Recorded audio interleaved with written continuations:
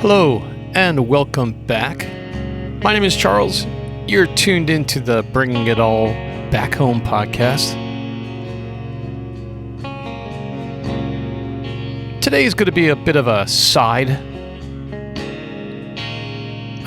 view, you might say, or maybe you could just put it out there that maybe today's episode is going to go sideways. A backward view, a side view, an overview, a perspective, a chance to maybe get a little bit deeper into the weeds, and I'm most likely sure I'm not going to land this one. For some reason, this guy seemed really tantalizing for me to do an episode about, but I still feel like I'm just missing that slight nugget, like where's the epigram version of it, the pitch? If I was in an elevator trying to make this into a TV series, can I just boil this down into something really, really easily digestible? Well, here goes. The idea of this episode is about empty spaces, but locations, particularly really close to me, empty spaces here in South Jersey. And that is still one of the overriding themes of this podcast, bringing it all back home to South Jersey, And it's about empty spaces, but empty spaces that have a persistence of place. You could even say a persistence of memory, a persistence in the narrative of perhaps a musician, a persistence in the narrative of people who are no longer with us, a persistence in the narrative of something possibly quite story-worthy, as it were. So, yeah, I'm going to see if we can tie these together. And really, what is photography? So much of what I do, if I have a nice chance to go out with one of my favorite cameras of late, especially the last 3 years, I've consistently been drawn to locations that give you a hint of the past. Wildwood, these 1950s mid-century motels, something that's got a story. And I'd like to refer to it in my own head. It may not be that clear, but I like to refer to it as a kind of time leak or time travel. The idea that you can find the moment visually or even as you're taking the shot environmentally where you don't feel like you're in 2023. You're sort of getting pulled back into a different time. So what is this episode more precisely about, though? This is about really locations that don't even have seemingly any place left. The building is no longer there, but the information about that location is. And I think what kind of tipped this off in my head was doing the research for the episode about Patti Smith's birthday. So that was just 2 episodes ago, if you want to check it out. I kind of recorded the interview about Patti with my old pal, Tom. But then for a week or so on the Facebooks, I kind of just kept doing more and more research. And we're living in the golden age of photography. We're living in the golden age of technology around photos, but we're also just getting closer and closer and closer to this incredible golden age where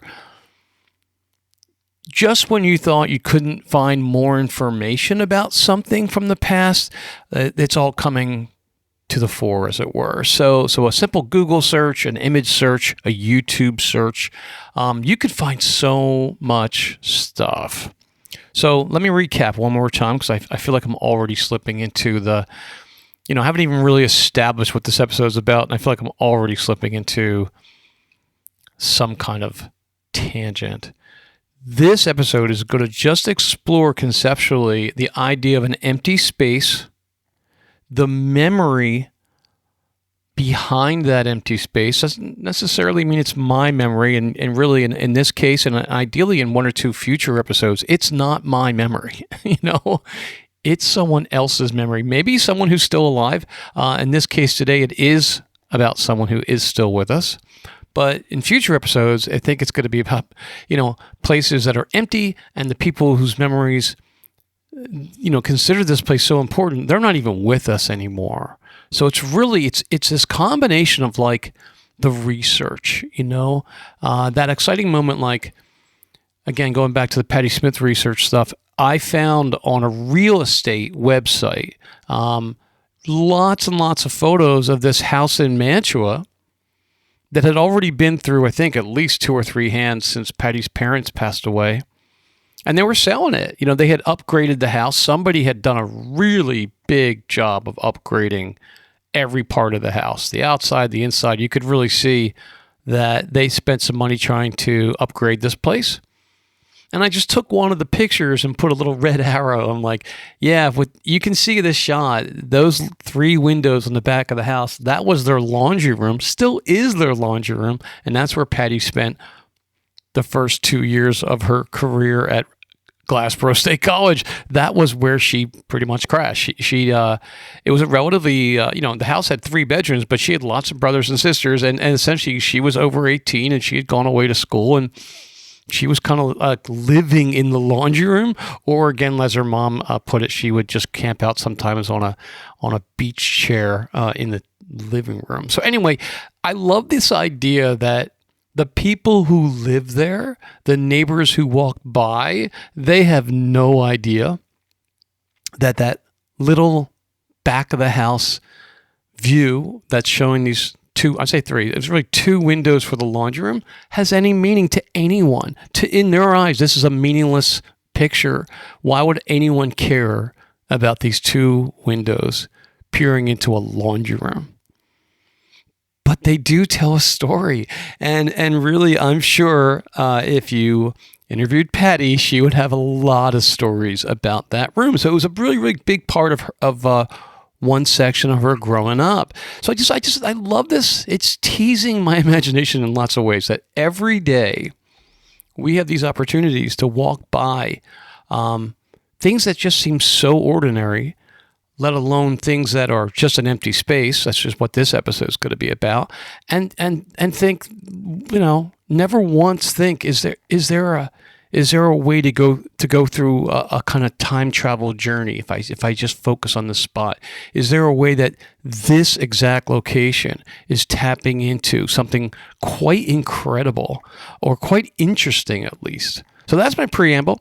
That took almost 10 minutes. Let me jump in. This is an episode about an empty lot in the town of Summers Point, which is practically the next town over for me once I cross the bridge. So I live on what's also known as Absecon Island, the down beach part of Atlantic City.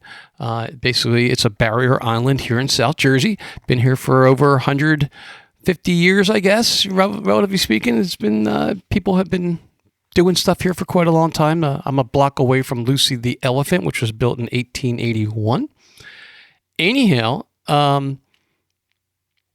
the area I'm in is really, really far down beach, and I'm just a couple of blocks away, maybe 10 blocks away from the street that exits into what we used to simply call the Longport Bridge, and that will take me over to the mainland, and that's Summers Point. And basically the very first street you encounter coming over that bridge is Bay Avenue. And Bay Avenue is where this is going to go. So what kind of got me started on this was I went into Google Maps and I typed in 933 Bay Avenue. And I found an angle on Google Maps that kind of lined up today's view, you could say, with a picture of a very, very well-known, I don't know, it's not fair to really call it a bar, it's more than that. It was a combination bar, live performance venue, even a cafe, and there were actually there was actually kind of a third floor to it where people would sleep there. It wasn't open to the public, but basically it was like these private bedrooms, typically for the bands who had residency there.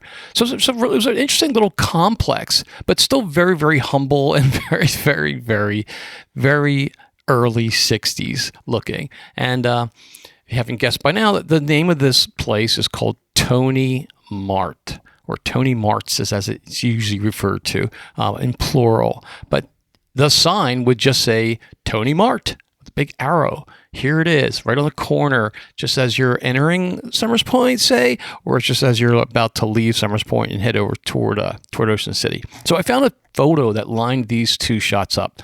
The street view of 933 Bay Avenue.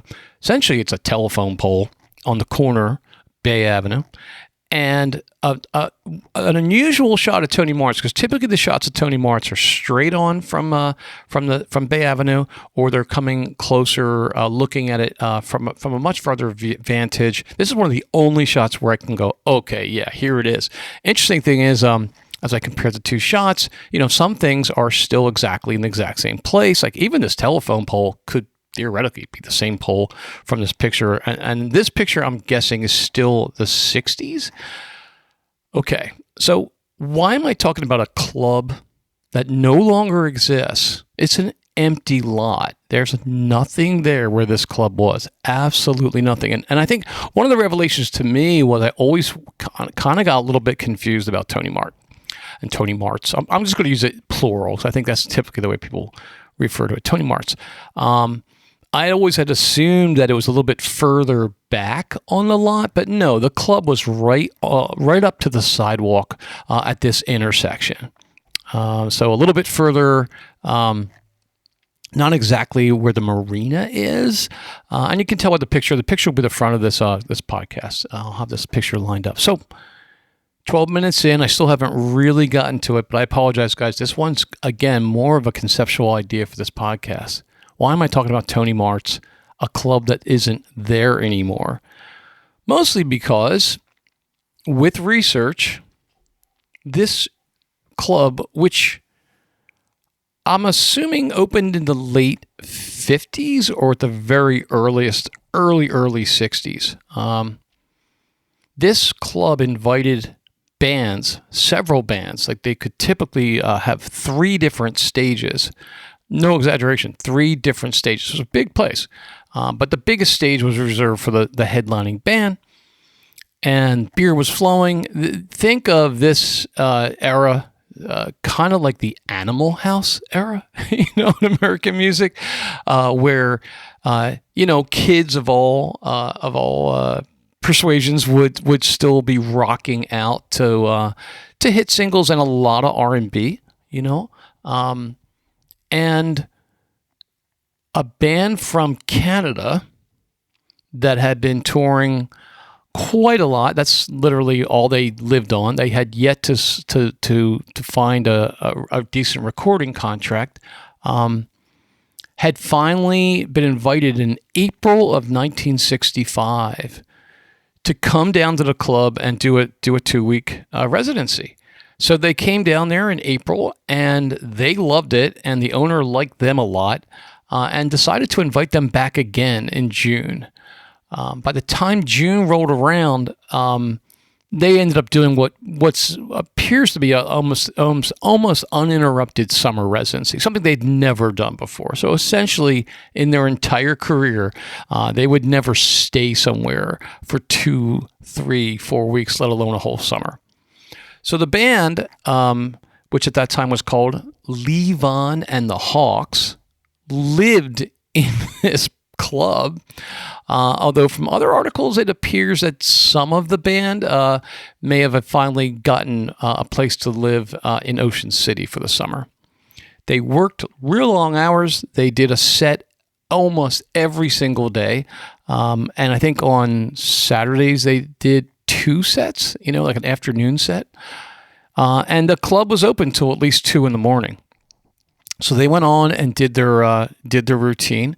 I'm going to leave a link. There's actually a terrific recording of the band called Levon and The Hawks doing their set list from just a couple months earlier, a club in Texas, which mistakenly has the wrong date on it. This club in Texas gig was most likely the spring, but the YouTube video is claiming it was from the summer, and it's not. It's obviously not. It was the date they randomly chose was a date where they were absolutely in Summers Point. And I can prove that. There's literally people have researched these Tony Marts gigs for Levon and the Hawks, and I literally have right in front of me an advertisement in the Philadelphia Daily News where from July 29th, and an advertisement from the Philadelphia Inquirer Philadelphia Inquirer for July 30th. And then another one for August 12th. And essentially, yeah, the YouTube gig has them playing July 28th. So how is that possible that they would be living in South Jersey, right across the bridge here, and they somehow go out to Texas and come right back? No, it was just a wild guess. And that's the other interesting thing, not to go on a complete tangent, but as you research stuff, you have to kind of pay attention to the source and pay attention to the subject. Some bands out there have a dedicated following that really obsesses about getting it right. So I'm thinking of dedicated. I'm thinking of the Grateful Dead. Grateful Dead, whether you love them or hate them, they've been cataloging so many things, including, of course, the live performances, where, if somebody threw a video up and said, oh, yeah, this was the show from, July 28th, 1965, and it was incorrect, they would be shot down 100 times by commenters who would be like, no, you got the date wrong. Like, what do you mean? What are you doing, dude? You got the date wrong. Whereas somebody like Levon and the Hawks, they're not quite... there's some loyal fans out there, but Levon and the Hawks does not have the following that the Dead does. So yeah, it just persists in internet land that this live recording is from July. It obviously is not. But the beautiful thing is it's a great example of what they sounded like when they were playing here in Summers Point. And a couple of things. So who are we talking about? This is the band. These are the 5 guys who played with Bob Dylan. These are the guys who wrote at least their first 2 albums are absolute classics. Music from Big Pink, the band, and these are the guys who were touring behind Dylan on his really possibly the most famous tour he ever did, his European tour of '66, where everybody booed him. This is the same guys. So it's Garth Hudson, playing an incredible amount of organ stuff. Not a Hammond organ, I think it was a Lowry organ, but yeah, an incredible keyboardist and an instrumentalist, could play anything. There's, of course, Levon Helm, who's not singing at all. Levon is narrating in between tracks once in a while. He's introducing the songs. Levon's just holding down the beat. He's playing drums. He is not singing. The rest of the guys, Rick Danko, of course, playing bass, singing a little bit of background stuff when it calls for it. Robbie Robertson playing guitar, also not singing, just maybe shouting, going a chorus or two, But the star of the show, other than really, to me, the star of the show is Garth on organ, and it's Richard. It's Richard Manuel, and he's singing like I've never heard him. So it's like people who are used to the band always are familiar with this blend of vocals. Richard often singing in a falsetto, like "I Shall Be Released." And Rick Danko coming in with those harmonies where it's only Rick Danko has that sound. He just has this warm, aching, kind of soulful quality to his voice. But just the 2 of them alone could have made any band. But on top of that, the band we're most familiar with with Levon Helm leading us into this journey, bringing the authenticity to these Southern-themed time travel kind of indie movie themes of their songs. Anyhow, this is 1965. They have been touring for many, many years. They've been in and out of trouble. They literally just got busted. no more than, well, I guess like around New Year's Eve, they went to it. They did these great shows in the U.S. They had picked up some interesting weed. They were trying to get back across the border because the whole band's Canadian except for Levon, who's from Arkansas. And they got, they somehow got busted not crossing the border, but once they went back to, I think it was a hotel by the airport. Basically, one of the band's ex-girlfriends, I think it was Rick Danko's ex-girlfriend, decided to get them in trouble because she was so pissed off at Rick Danko. So she notified the cops who said, hey, yeah, those guys, Levon and the Hawks, they're going to be bringing drugs in. And they caught them with, I forget how much weed, but enough weed in 1965 to get them in serious trouble. So they had a court date coming up. They were laying low, and again, somehow they got into this arrangement a couple months later to come down to Jersey. Not any part of Jersey right across the bridge here. As local as it gets, Bay Avenue in Summers Point. And it could have just been a one-off gig. It could have just been a brief 2-week gig. But for every single guy in the band, this was the last part of an era. They got to live and work and hang out on the beach and hang out in Atlantic City, catching all kinds of jazz club stuff. They talk about that. Robbie Robertson particularly talks about coming to AC to catch some really amazing live artists. This was their last summer before everything would change. Everything. So they were still rocking the mid-60s clean-cut look. Everybody got haircuts. They were still wearing matching suits, But again, they were a hard,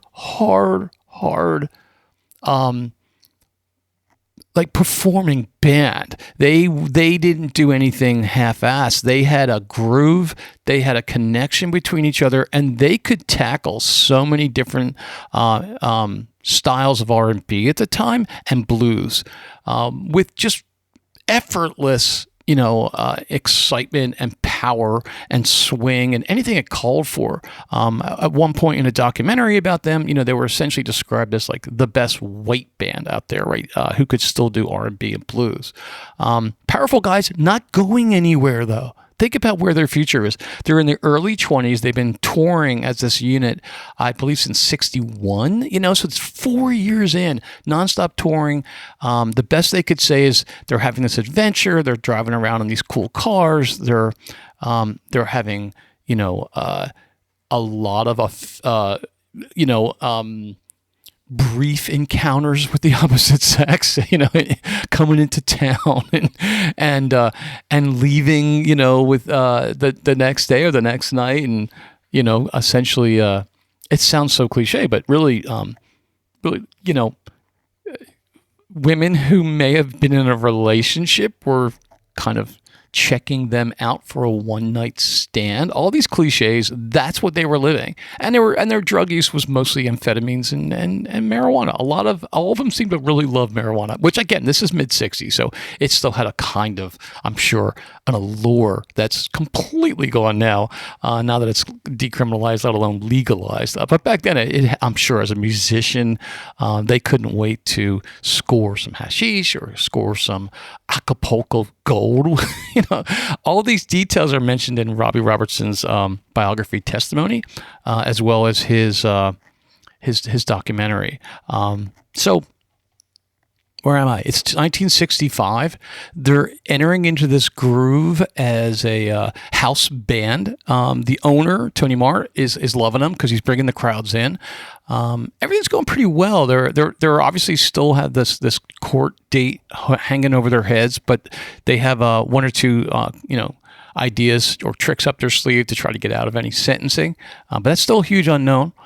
And the focus of the band is where it's a really interesting kind of democracy. The person who's making the next move for them is kind of the least impressive on stage in a way, which is Robbie Robertson. I mean, he's a terrific guitar player, has his own style, has his own sound. Like his amp has this unique tone to it, very raunchy sound. But really, if you went to see them, you just be blown away by the organ that Garth is playing. And Garth just looks like a madman.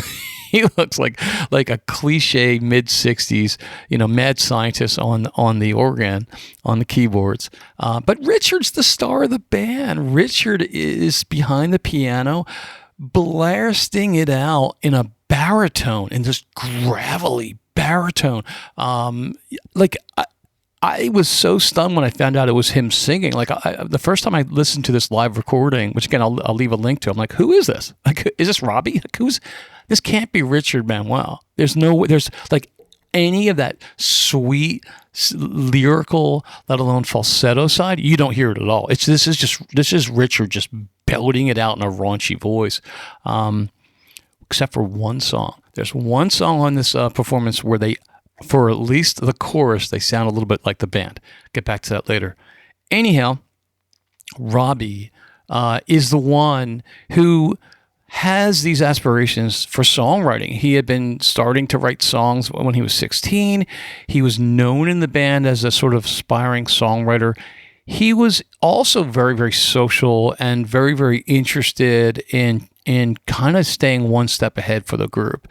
So while the band is located right here, 933 Bay Avenue, Summers Point, he is heading up to New York as often as he can. So he's probably just taking the bus up to New York, up to Port Authority over and over again, or maybe these guys had a car they could borrow. I don't know. That part's a little bit vague. He's going up to New York. He's already made a lot of friends, over the years from Canada, who he's got a connection to. So when he goes to New York, he's not a complete stranger.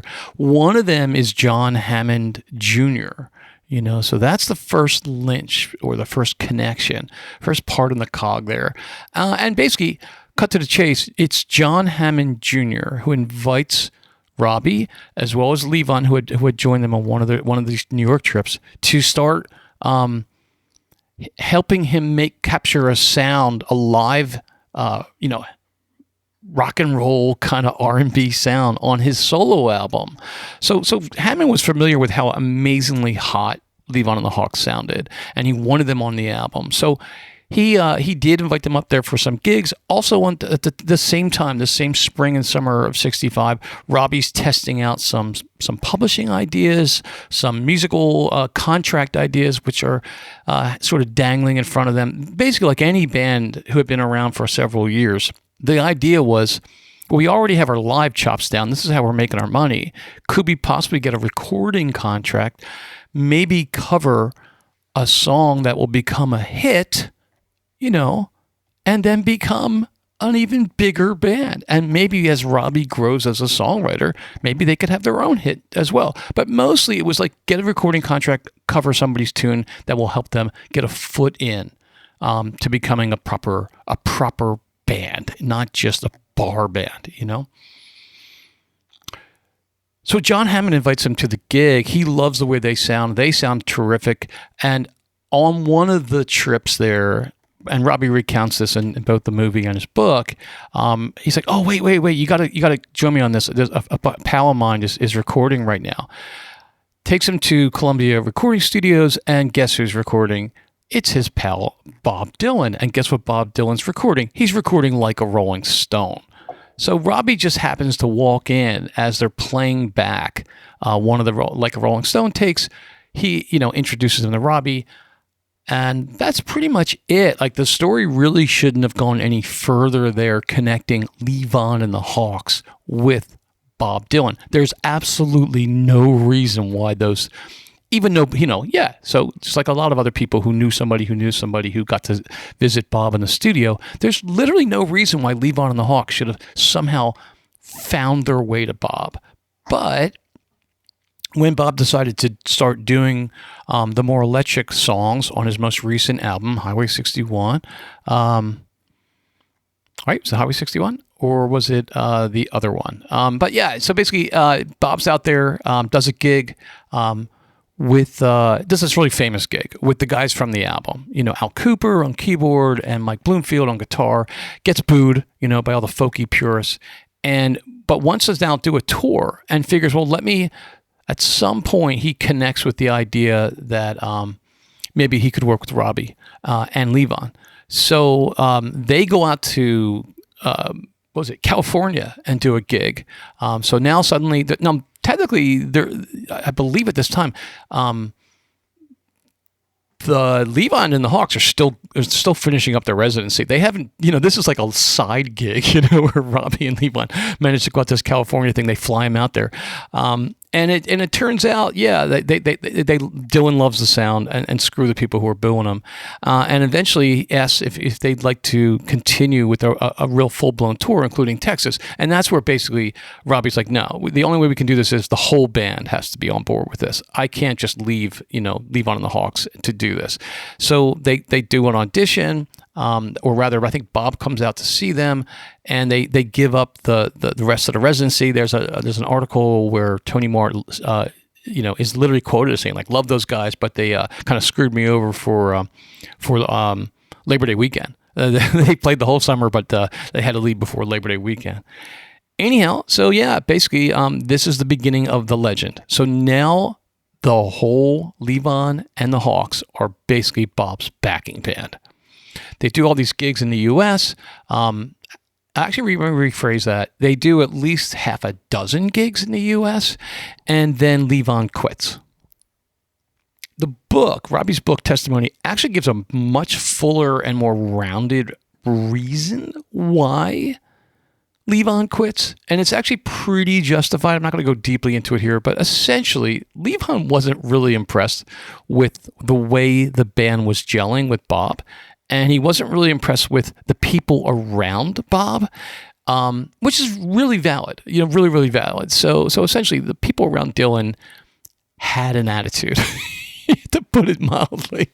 And this is Bob in his most acerbic period of his life. He's brilliant, but he's a little bit biting and a little, I'm sure, a little full of himself. But the people around him are even worse. And yeah, Levon, but particularly Levon wasn't just impressed. He wasn't impressed with the way they sounded. He didn't feel like he was being led by someone who wanted him to sound as good as they could. Rather, Dylan just wanted them to cut loose. And Dylan wasn't too concerned if they were losing the beat, essentially, or if Dylan was racing ahead on one tempo and they were stuck in another. So Levon was frustrated musically. He was also frustrated, I'm sure, socially, and a little bit disgusted with some of the attitude around Bob and his hangers-on and the management, Albert. So essentially, Levon quits. Levon basically tells Robbie, that's it for me. Maybe I'm going to go back down south, and maybe I'll work on an oil rig over near New Orleans. And essentially, it's just a bizarre turn of events. So, just to recap, it all started with Levon. Essentially, Levon joined a band that featured another down south pal who we met named Ronnie Hawkins. Ronnie had this kind of hill. What would you call it? Ronnie was kind of going for this type of music that was rockabilly, I guess you could say, rockabilly-ish, but very, very dynamic. He wasn't the greatest singer, but he did a shtick, on live. And Levon joined him when he was really young. I think Levon joined him when he was like 16 or 17 tops. So Levon had come up with Ronnie. Essentially, the band grew into the band. Garth and Rick and Richard all joined, and they essentially pushed Ronnie out. Like they had just outgrown Ronnie. So now between like 62, 63, 64, 65, they had become Levon and the Hawks, emphasizing Levon had the most seniority. It was his band in a way. He was still sort of the leader. So the leader is essentially going, "You're on your own. I'm leaving. I quit." Pretty amazing. So now you got to really think about it. So going back to Summer's point, going back to this last residency at Tony Marts, that was the last time they were a band, a real band. Sure, were they covering other people's music? Absolutely. On their own, they were starting to write some stuff. And again, talk about the Google research. I just recently found on one of their box sets, there's a home recording of Robbie doing a track where It's recorded at Tony Marts. It's recorded at Tony Marts, which is pretty amazing. It's called The Stones I Throw. Now the version, if you Google The Stones I Throw, you will find on YouTube the version they released. Again, this is when they still were called Levon and The Hawks. They still hadn't found a full recording contract, but there's a demo that Robbie recorded. And so he talks about it in his book, like at 2 a.m. after the bar closed. So there's an actual song recorded in the club, in the bar, upstairs in their little room above Tony Marts. Pretty cool stuff. Well, going forward, the rest is history, as they say, but yeah, it's pretty fascinating. Essentially, they do this tour, Levon leaves, they got to fill in. The tour is absolutely historic. It's recorded on film. It was part of a documentary called Eat the Document. It is featured in the documentary years and years later that Scorsese did called No Directions Home. There's lots of amazing footage of them playing all around Europe. It seems like it was a super long time. It really wasn't. So essentially, they finished up in the summer and fall with the U.S. gigs. And then I believe the European tour covered parts of the winter, like November to maybe January, February of '66. And then it was over. It was done. Bob comes back. He retreats to a place up in upstate New York, which nobody had heard of. It was called Woodstock. Like, where the hell is Woodstock? And what is Woodstock? Well, Bob retreated there because that's where his management told him he should go, and that's where his manager ended up building up this little real estate empire of sorts. Bob's up there. He's married. His wife's got a kid. They got another kid on the way. He's just chilling, and he's writing, and then he gets into this minor motorcycle accident, which is pretty infamous.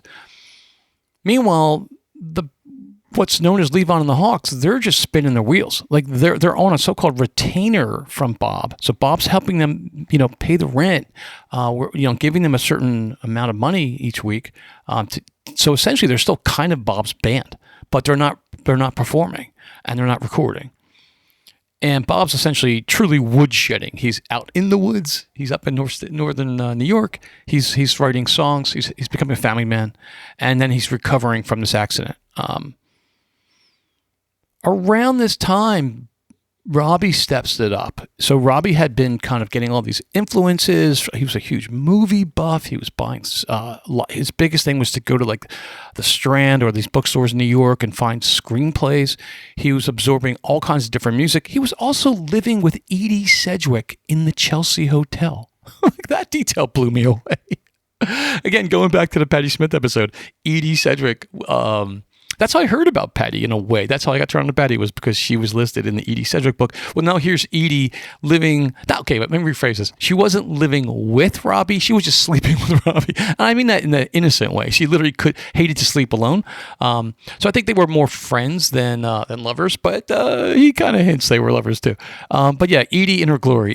Edie in the literal factory Warhol. This is the woman that Bob wrote, his famous classic on the next album, Blonde on Blonde. She wasn't it? Yeah, she takes like a woman, breaks like a little girl. Anyhow, fakes like a woman. I can't even think of the lyrics right now. So yeah, let me just look that up real quick. So Dylan and Edie. Yep. Well, Like a Rolling Stone. There's theories that Like a Rolling Stone, it was about her too. So yeah, and that kind of makes sense because she came from a kind of, she came from a lot of money, but really she was on her own. And yeah, I always thought it was okay. So they're claiming it's like a Rolling Stone. Anyhow, that's going on a total tangent. Getting back to where we were. So Robbie's stepping it up. Robbie's starting to write more and more. They invite him up to Woodstock. He decides to invite the rest of the band up there. They get a little house. They nickname it Big Pink. Bob Bob Dylan starts recording with them in the basement. And it's a twofold thing. Dylan sort of wants to get more than a dozen or two songs out there for his publishing company to give to other artists to record. So these are kind of like him demoing and helping him, the band, which at the end was still just nameless. They were no longer called Levon and the Hawks. And this, again, Levon's not in the picture. It's not Levon. It's just Richard and Rick. There's no drummer, essentially. Richard's taken over the drums for now. He's doubling on piano and drums, I guess. They're down there, they're woodshedding, they're coming up with some great songs, and eventually they finally land a deal, they get a record contract, and now they're going to become their own group. So there's two things. They're looking for a name of the group, and three, they're not happy with the drummer they recorded with, so they call up Levon and invite him back. So now out of this long journey, Levon's back in the band. Next thing you know, they're recording demos of The Wait, and all the magic's happening. So that's about as far as we're going to go in the history of the band. But it's just, what's so uncanny for me is there's just an empty lot there right now. It's just an empty lot. And it's a street, if you're local, you've driven by this empty lot thousands of times. Like it's Bay Avenue in Summers Point. If you're coming back from Ocean City and you're heading to Longport, you're going to cut down Bay Avenue. You know, if you're heading to one of the bars that are still there, you're going to Bay Avenue. If you're going to Smitty's, get some great clams or get some great seafood, you're on Bay Avenue. If you're going to see a show by the beach in the summer, Bay Avenue still lives, still thrives. What's also interesting is Tony Marts, I think, made it to the late 80s, maybe early 90s when they finally tore it down. And the interesting thing, too, is it does not live on in most of the locals' memory here as a Robbie Robertson, Levon and the Hawks thing. It mostly lives on as the club they remember from the 70s. So most of the people around who I've spoken to, they referred back to when they saw heavy metal bands down there in the late 70s and early 80s, or they refer to when they saw great rock bands down there in the early 70s. I haven't encountered anyone who's old enough to remember being a teenager or a 21-year-old and going to see Levon and the Hawks. So it kind of just shows a little age shift, We're talking about people who are definitely getting up there in years. So if you remember going to Tony Marts in 65, you would be close to your late 70s right now, So why did I even bring this subject up? So I think what's so intriguing to me is, and one of the things I love about South Jersey, particularly, is there is hidden history here. This is a kind of pop culture history, but it's more than pop culture history. You know what I mean? It's more than just, this was a club where, Sammy Davis Jr. played at or something, which actually does exist in Atlantic City. It's funny that just came to my head. But really, this place has a kind of turning point quality to it when it comes to some really, really important musicians, including the band. These guys were just a type of they essentially came up with a kind of type of music, a category, what people sometimes call Americana, or a new country, you could say. But really, they're none of that. The band is, I would argue that the band are not Americana. They're not new country. The band is essentially just an incredible bunch of musicians with songwriting that tapped into film. And I think that's the point that Robbie gets into in his book, which I finally get it now. They had the imagination to travel in time in his songs. His idea was to kind of create a little sound travel. Sound travel, that's not even the right word. Kind of sound time travel. Like that like when you first hear, the intro to The Wait, or you first hear the beginning of The Night They Drove Old Dixie Down, it's hard to tell where the heck this story's coming from. Like, is this story coming from, the 1900s, the 1800s? Where is it located? And I think that's the idea that Robbie was so embracing, especially, and I think the idea of watching his songwriting grow with Bob Dylan when Bob was at his kind of loosest, just he felt so comfortable around these guys in the basement. That essentially, I think what he points out in the book is that, anything goes. You could just open it up, crack it open. And where this kind of relates to me as a photographer or somebody exploring photography just for fun, I'm not really a pro photographer in any way, is just the idea like, there's stories here. There's stories behind some of these spaces that are real, or they could even be imagined, or they could be a little bit of both. Like think of how many places and spaces we walk by that we take pictures of where we're just blissfully unaware that this is a really important location for someone out there. This exact spot that seems so nondescript could be literally tied into one of the most important places in their youth or in their life.